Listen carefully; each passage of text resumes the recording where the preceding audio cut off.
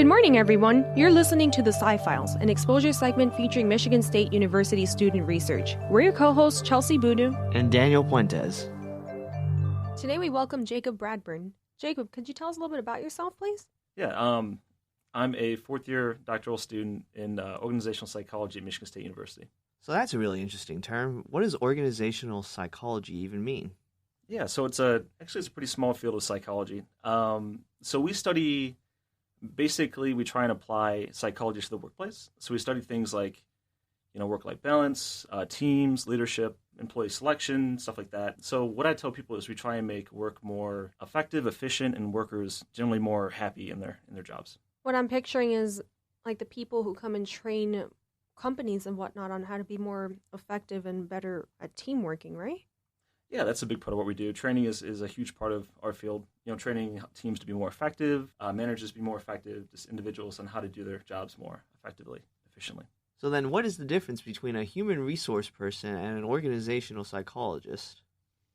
So there's actually a lot of overlap between what we do and human resources. So a lot of people in my field who kind of go the applied route tend to go into the HR function and apply what we learn as far as training, how to manage individuals and better organizations within the HR function. What do you focus on particularly? So my focus is on employee selection. So how do we pick the best employees for different positions? It tends to be what my content focuses. So what do I have to do then to get my next job is what I'm hearing. Good question. Be the right fit for the position. That's not helpful. Sorry. No, it's okay. And then with this being your fourth year, what have you seen so far then? Yeah, so I tend to focus on things like personality and interests and how those relate to your performance in the job or your experience in the workplace. So I look at things like, do your interests, what you want to do, actually match what the work is and the different outcomes that kind of result from that? And does your personality match the context of the work? And how does that relate to your performance and satisfaction, things like that on the job? Can you give me an example, please? Because there's so many different personalities out there that could be still fitting for one job. Sure. So let's say you're in a sales position, right? Sales involves a lot of interaction between individuals.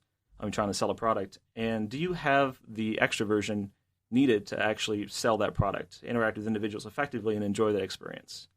Someone who has a lot of extroversion might really like that role and thrive in it, with someone who has a limited amount of extroversion or more introverted might find that role more challenging to be effective in, or might not necessarily be as satisfied in that position as someone else. You got me thinking, how does an organizational psychologist perform research on different studies like this? So a lot of times we'll partner with organizations that kind of want the assistance of somebody who has an organizational psychology background or wants us to look at a certain area within the organization, and we'll partner with them as far as to collect the data, to conduct the study, and things like that. So a lot of what we do is partnering with external organizations to have access to their employees and their organization and the structure that they're in. We're also just, having students as part of our research as well. Do you use surveys, or do you actually go and talk to the people? Are you allowed to interact with them? So a lot of times we use survey work, so asking people things like, do you enjoy your job?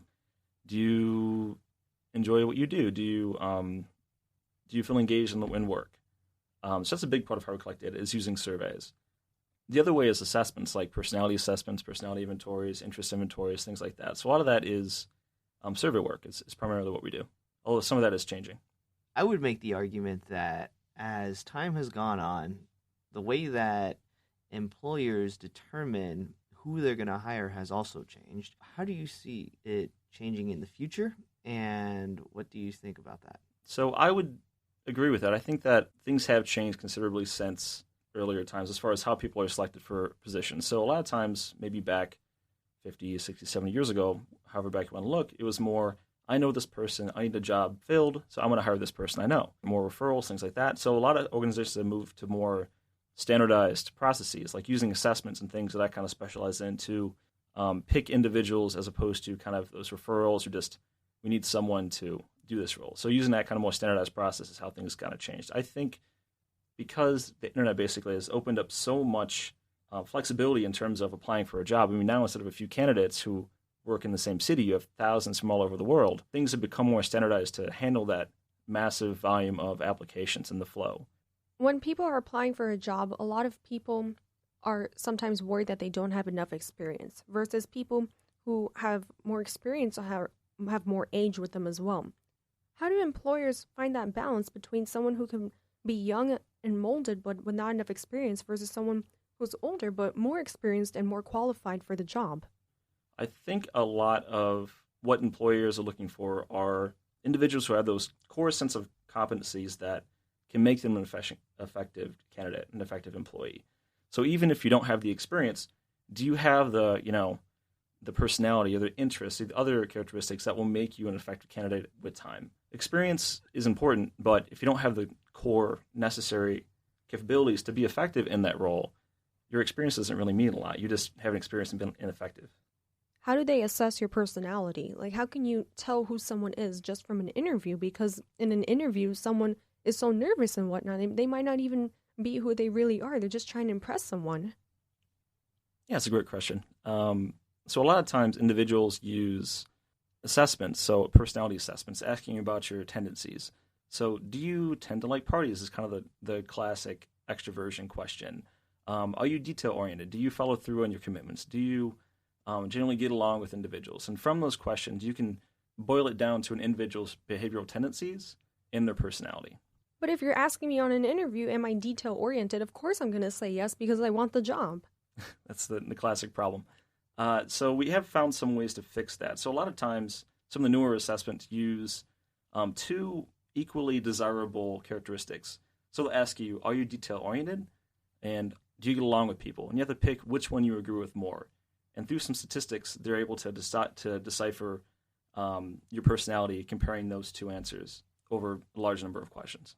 I read an article recently about how Amazon uses an artificial intelligence program to monitor the productivity of their employees and have even used their AI to fire people.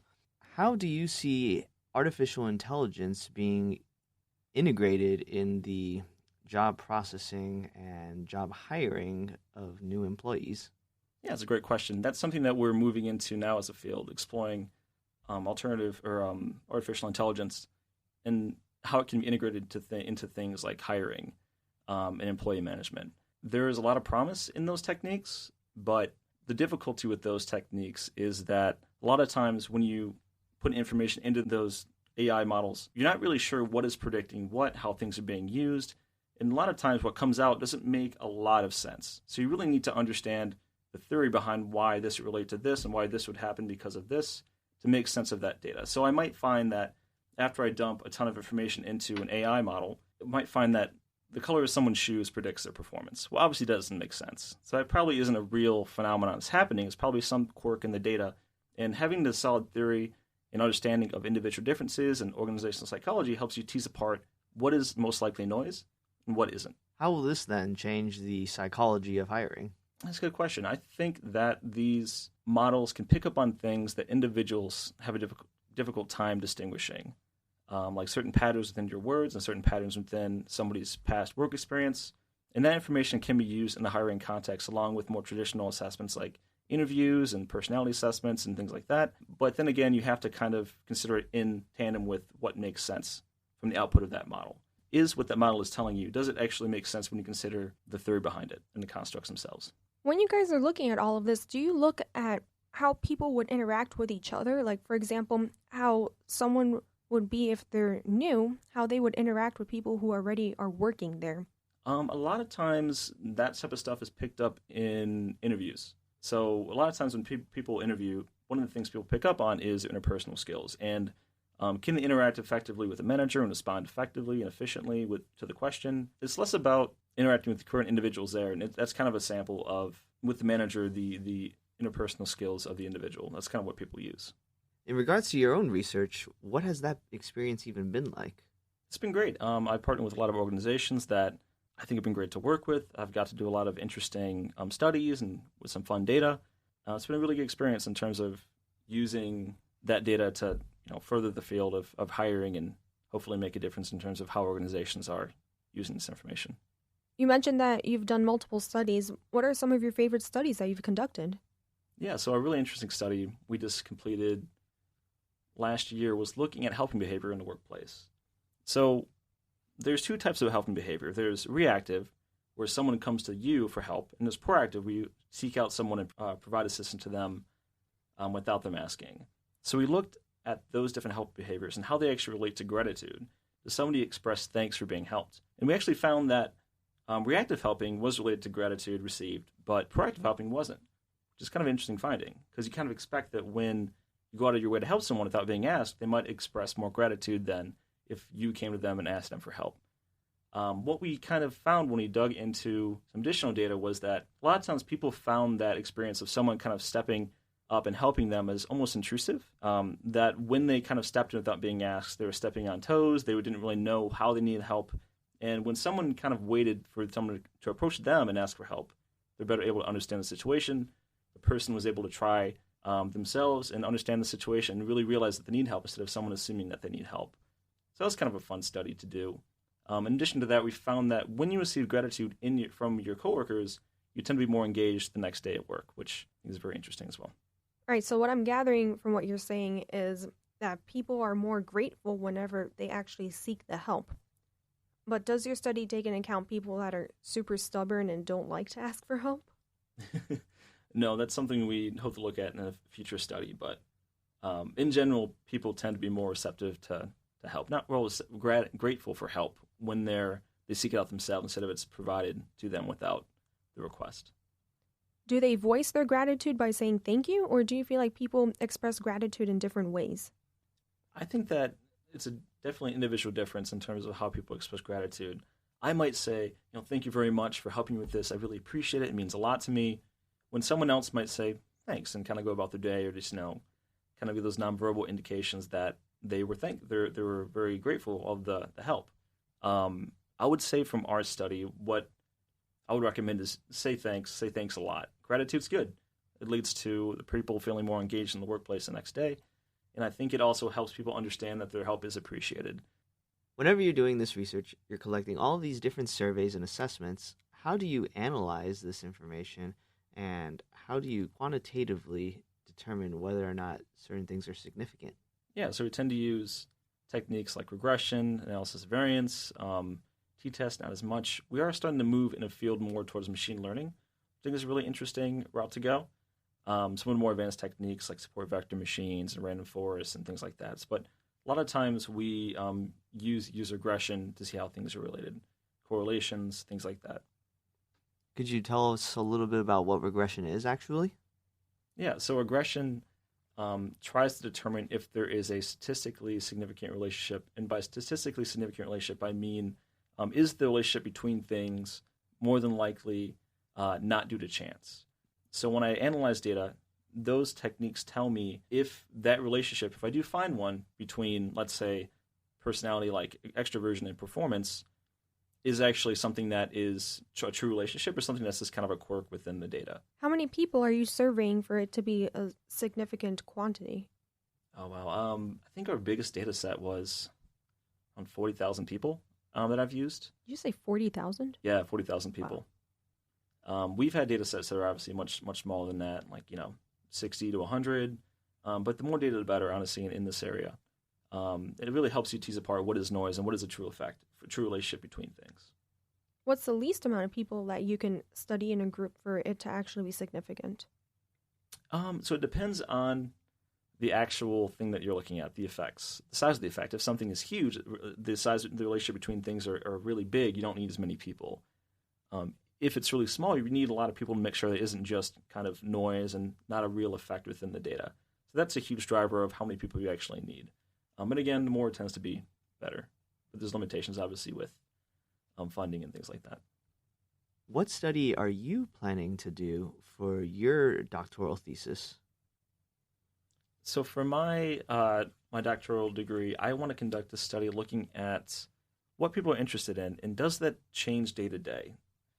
So in our field, we look at these things called vocational interests, and it's kind of what the work that you like to do. What do you prefer to do? Some people prefer social activities. Some people prefer more artistic activities, things like that. So, and we tend to consider those as pretty stable. So day to day, year to year, people's interests don't change that much. Over decades they can, but it tends to people assume they're pretty stable. I think that from day to day, our interests do change. Someday I might want to do something more social, someday something more artistic, someday something more conventional, something, very, very straightforward. And my study is going to look at those day-to-day fluctuations and what work people would like to do. Does it change? Does it not change? Is it stable? How stable is it? Those are the type of questions I want to ask.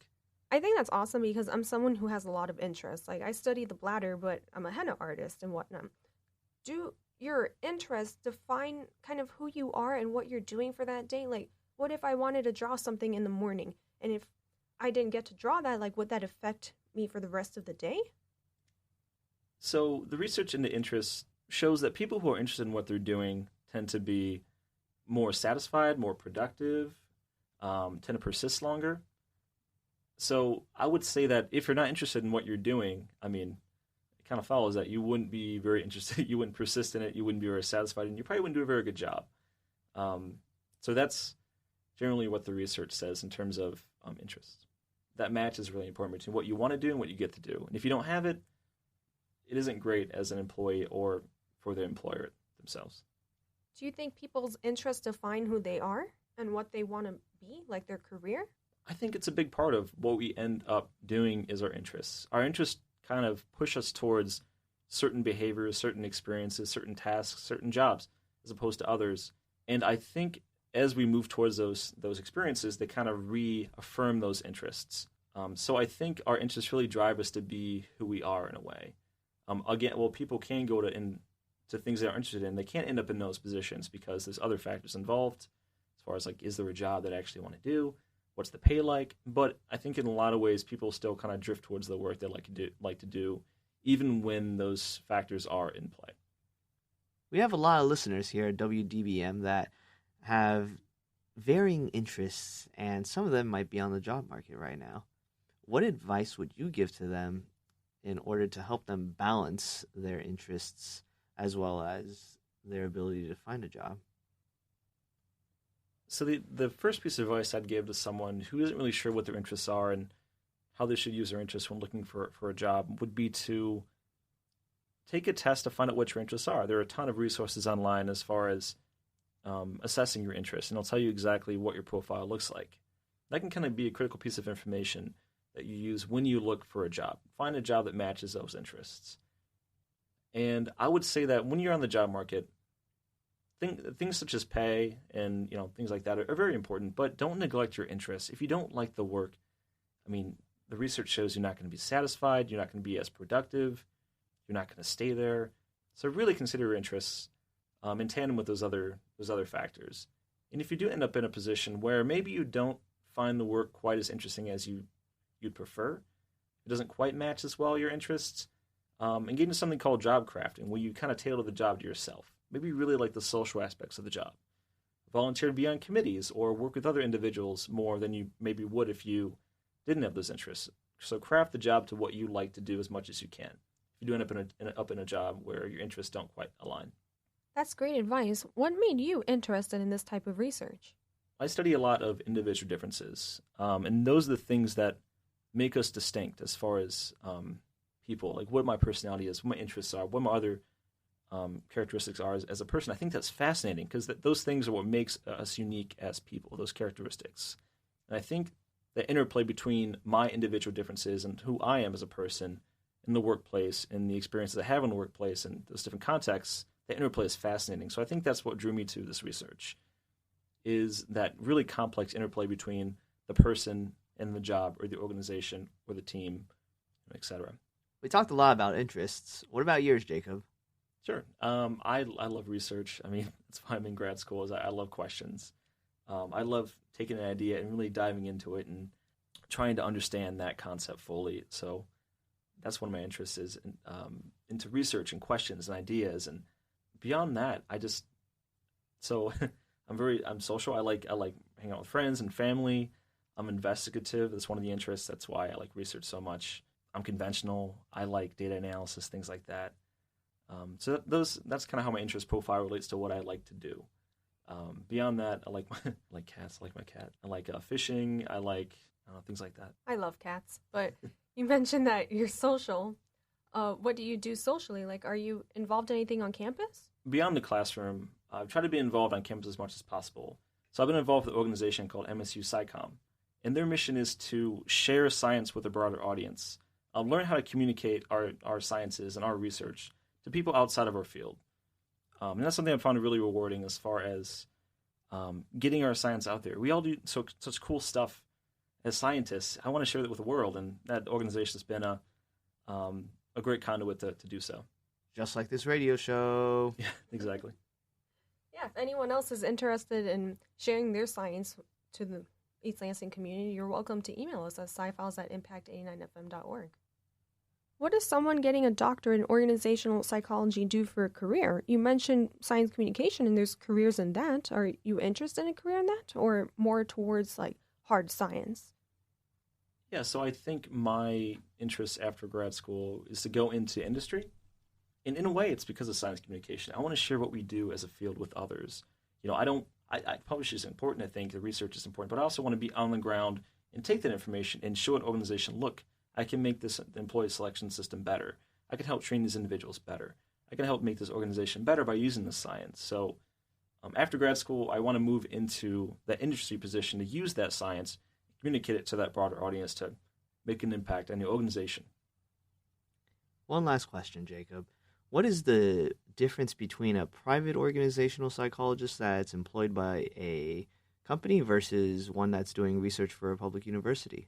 The main difference is the focus on application versus the research.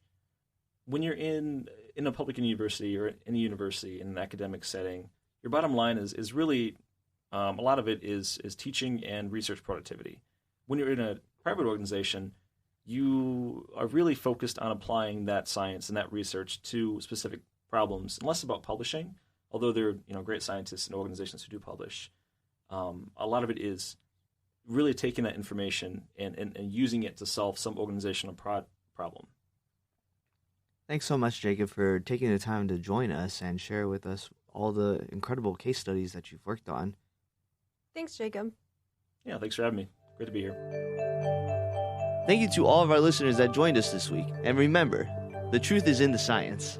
Any comments and questions can be directed to scifiles@impact89fm.org. We'll see you all next week on Sci-Files.